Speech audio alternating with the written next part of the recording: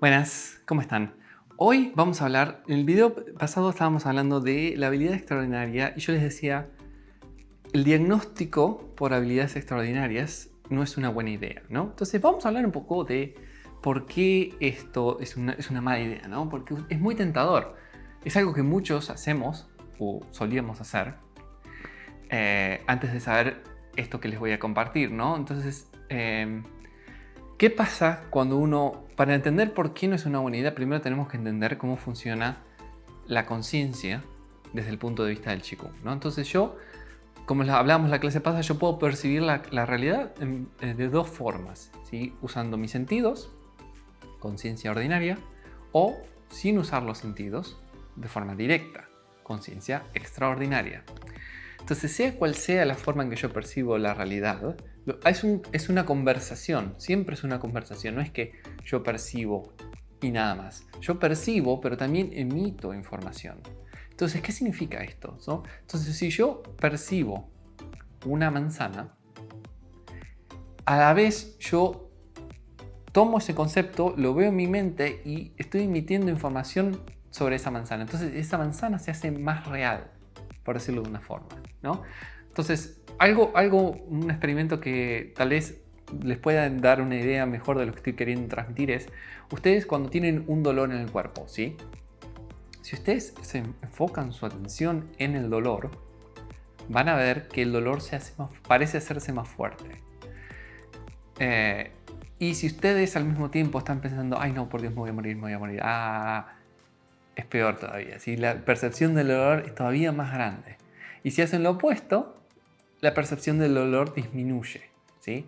Entonces, esto es lo que la conciencia hace. Si yo hago que las cosas se amplifiquen, yo percibo el dolor, pero yo tengo la opción de amplificar ese dolor, hacerlo más real o menos real. Y esto aplica a todas las cosas de la realidad.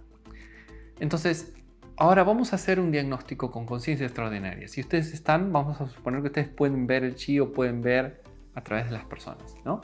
Entonces viene una persona que tiene alguna enfermedad y ustedes escanean y dicen, tenés un tumor en tal lugar, ¿sí? Tenés un crecimiento en tal lugar, o tenés, no sé, lo que sea. Y la persona dice, sí, wow, ¿cómo sabes? Ahora, teniendo en cuenta esta interacción, si yo les dije, yo percibo, pero también emito. Entonces, yo cuando percibí esa información con conciencia extraordinaria, al mismo tiempo la hice más real, la hice más fuerte, la hice más concreta. Reforcé la información de la enfermedad en la persona, sin querer, pero eso es lo que está pasando.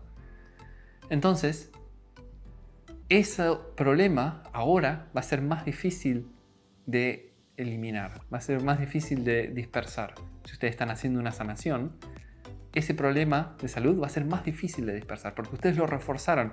Por eso yo siempre les digo, cuando estén practicando Qigong o cuando están haciendo una sanación para ustedes o para otras personas, no se enfoquen en la enfermedad. No, yo no practico porque estoy enfermo, yo practico porque sí. Porque si yo me enfoco en que estoy enfermo, estoy haciendo mi enfermedad más real y es más difícil después de limpiarla. Esto es lo mismo. Si yo hago un diagnóstico con conciencia extraordinaria y detecto la enfermedad, reforcé esa enfermedad. Entonces después es más difícil de limpiar esa enfermedad. Entonces yo no quiero hacer eso. Entonces, ¿cuál es la alternativa? Simplemente le preguntamos a la persona, ¿qué te pasa? Y listo. Probablemente la persona sepa más o menos qué le pasa. Probablemente tenga algún estudio de lo que le pasa. Entonces sabemos más o menos el área en donde está. Podemos hacer un diagnóstico sin usar conciencia extraordinaria. Y el tratamiento, la realidad es que por lo menos el tratamiento con Shiren Qigong, ustedes no necesitan un diagnóstico. Simplemente necesitan saber más o menos por dónde está el problema y ya está, suficiente. Porque lo que ustedes están haciendo es mandando información positiva. Eso va a tener un efecto independientemente de cuál sea específicamente el problema.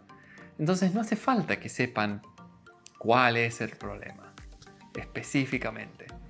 Por eso les recomiendo no utilicen la conciencia extraordinaria como un método de diagnóstico. Se van a hacer la vida más complicada para ustedes y para las personas que están tratando. Así que bueno, Ese es mi consejo para este video.